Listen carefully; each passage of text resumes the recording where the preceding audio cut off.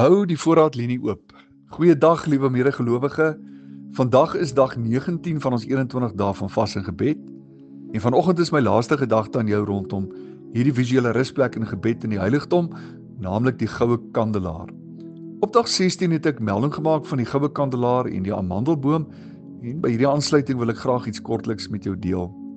Nou toe die volk in Numeri 16 die priesterskap van Aaron gedaag het God die leiers van al 12 stamme opdrag gegee om elk 'n amandelstaf in die tempel te gaan neerlê.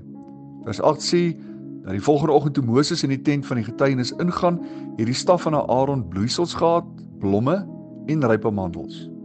Nou hierdie beeld herinner ons daaraan dat hulle wat deur God gered is, ook geroep is om vrug te dra.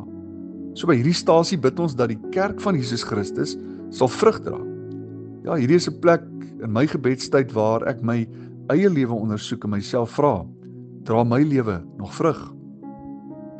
Jy weet, dit is die begeerte van God dat sy kerk binne en buite seisoen vrug sal dra, en dat ons sal beweeg in ons persoonlike verhouding met hom van 'n plek van geen vrug na vrug, na oorvloedige vrug, en dat ons vrug kan bly.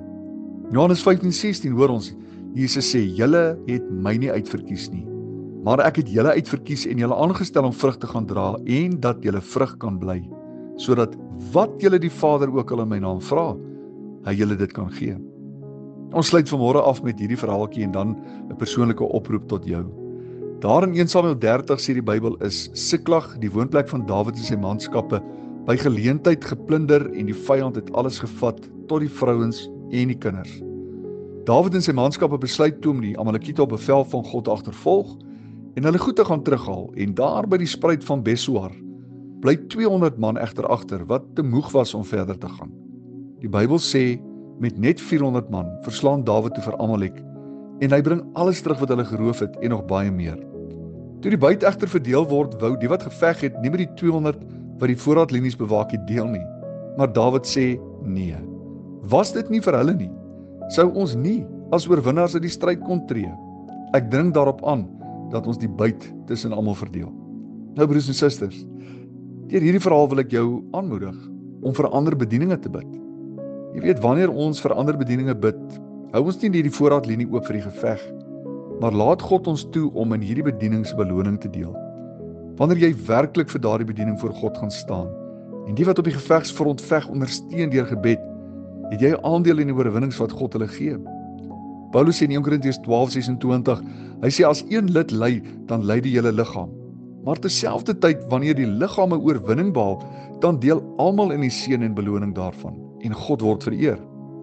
Jy sien, wanneer ons vir die sterre wat Jesus in sy hand hou bid, die gemeente en diegene wat die verantwoordelikheid opgeneem het om die lig van Jesus uit te dra, het dit nie net 'n kragtige uitwerking in die lewens van daardie mense wat die stryd aanvoer nie, maar kom daar veranderinge ook in my perspektief van kerke en bedieninge, omdat ek by hulle betrokke raak deur gebed.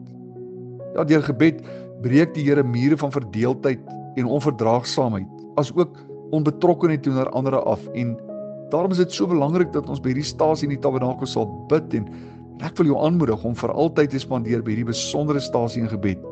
Ek wil jou nooi om deur gebed 'n aandeelhouer te word in dit wat God in en deur die kerk op aarde wil doen.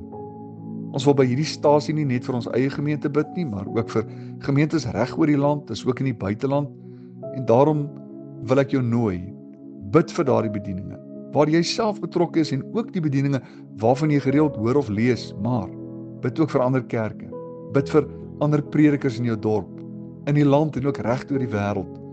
Bid vir hierdie bedieninge en individue by name. Weet jy wat? So sal jy vind dat gebed by hierdie stasie 'n nuwe vonk en entoesiasme in jou hart gaan wakker maak, 'n liefde vir almal in God se familie en vir die kerk en ook vir die breër koninkryk.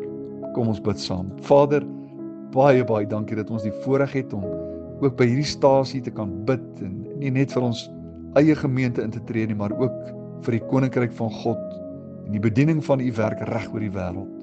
Here, ons wil u vra dat u hand van seën en genade sal uitstrek en dat dit sal rus op elke prediker en elke bediening en elke gemeente reg oor die wêreld waar die evangelie verkondig word. En Here, dat u seën sal gebied, die hand van guns en genade oor elkeen sal wees. Vader, seën ons, seën elke gemeente, Dit is ons gebed. In die naam van Jesus bid ons dit. Amen.